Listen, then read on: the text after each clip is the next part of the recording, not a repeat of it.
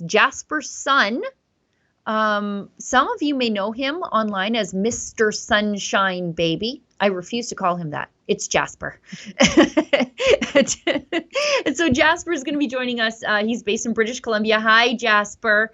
Hi, how's it going? And I guess you and Drea have more to talk about than you and I, because you are based in BC. So I'll turn it over to Drea. Well, first I want to start with saying hi and also pointing out that sign you've got behind you. I think you were involved in that, the Save Canada and Vote Pierre signs.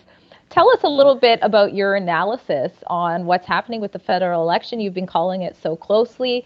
What stands out to you? What do you think our viewers want to know? Well, I think you got to be a little careful now about denying any of the polls, because I heard that CTV and the Toronto Star are using that as leverage to say now they're anti-poll deniers or whatever. But when you just look at the sheer amount of volume and in-person support by the two candidates, because this is really a two-party election, it's no surprise that Pierre is absolutely having, a super majority support over what Carney is. Carney's getting heckled, his ties to Beijing, this whole Epstein thing, and Pierre, people are showing up with hockey sticks with flags on top, and they're being super peaceful, and there's thousands, record breaking, right? Over 15,000 that showed up in Edmonton, and no political event should ever be that big. Like, that's rock star level. That's like a Taylor Swift from Temu type of concert, but here we are. This is the world we live in Canada, where politics is the new rock star. Absolutely. I guess though, it's where those numbers are coming from. Like, it is no surprise to see 15,000, like NHL attendance levels, to see Pierre Poilievre just outside of Edmonton in an oil and gas industrial park. That makes perfect sense to me. It's and we can't vote Conservative any harder out here. Like, it's a big blue sweep. It's I want to see huge numbers from the Lower Mainland. I want to see huge numbers from Ontario. And we are, to a certain extent, seeing some of those. Like, we're seeing big numbers in Oshawa, not as much, though, in Hamilton. So I'm here in anxious. In Left Coast, BC, we had a huge rally in Surrey. It was at least, they said 5,500, and then after they upped the number, but you know how politicians are. We'll stick with 5,500. I was there. It was huge. And, that's Surrey ridings. I'm sure people came from other places too, but Surrey in particular still votes Liberals, and Conservatives, a bit of a blend out there as well. I want to talk to you, though, Mr. Sunshine. I'll stop there, too. The baby part, I don't know. I got to get used to it. But let's talk. I mean, it's no secret that the secret weapon, the ammo that's being used by the Liberals is, of course, the tariffs. I saw that you had a sort of a different perspective, or I guess one of the theories that are going on about what you think is happening with Trump's tariffs, what you think his goal is on that. Let us know about that. Oh my goodness. Every time I talk about this, I end up being abused by our BC premier and by CTV for being an American apologist. But I think that Canada's entire, across the political spectrum, and I hate to talk about this because we're in the election, and I've been critical of Pierre Poilievre and the Conservatives leading up to the election, but now it's the election time, and I don't want to be overly critical right now when it's time to vote. Somebody had the Uncle Ben talk with me: with great power comes great responsibility, and I don't want to overstep that. And so I think that Canadian politicians really leaning into, we need to stand up to America from a position of strength, I think that's the wrong approach. I think that you can be patriotic without being anti-American, and I feel very alone with that sometimes. But then when I see the community's reaction, it gets validated. But our politicians aren't listening.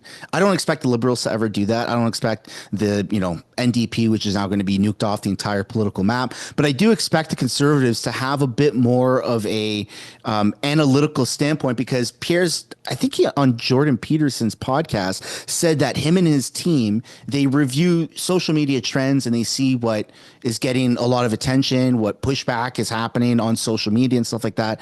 And they're not doing an adequate job when it comes to this. He did recently pivot away from talking about we need to stand up to America from a position of strength to we need to stand up to America from, like a stronger position, I think is the words that he used. So it's less combative, but it's still paving the way for this anti-American rhetoric. You need to just close that door. They're our largest friends and allies and trading partners. Our relationship with America is not over. It doesn't cease to exist the way it did, no matter what this illegitimate yet somehow legitimate prime minister is saying. We just need to come together a little bit more and realize that we're the little brother of America. You can be as patriotic as you want, but facts are facts. We have a tiny GDP that there's so many other states within America that have a larger GDP than us. So yes, we can be proud Canadians, but also you can be a proud little chihuahua without trying to pick a fight with bigger dogs. And I don't like that sentiment. But maybe there's something going over my head, but that's my opinion. I'm with you. Yeah, go ahead, Drea. I don't want to interrupt. Well, I was just going to say, I think you struck at the core. We sort of touched on it briefly on how Poilievre right now just put out that statement, being so shocked about how come Canada isn't getting the pause either. I'll tell you why. Mark Carney. That's what. That's why.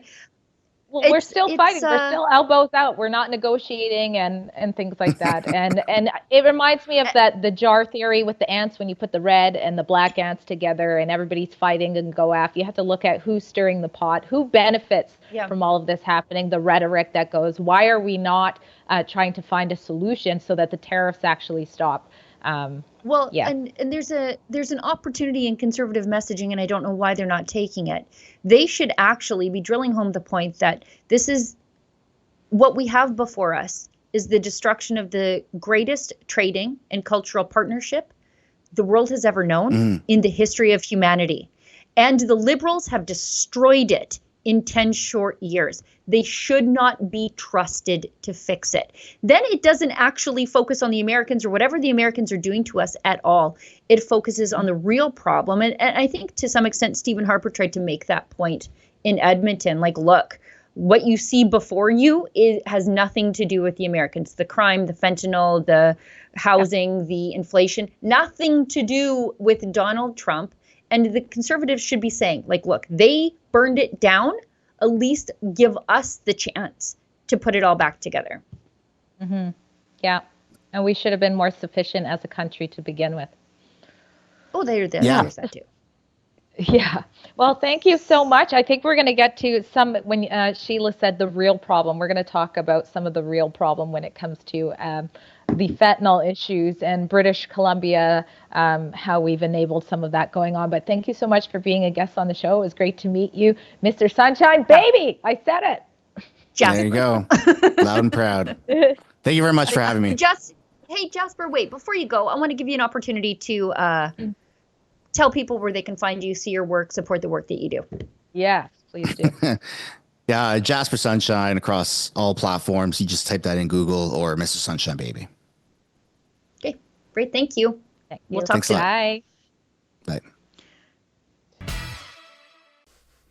We are so proud to offer our weekday daily unscripted live stream where you can tune in, stay informed, and even engage directly with us.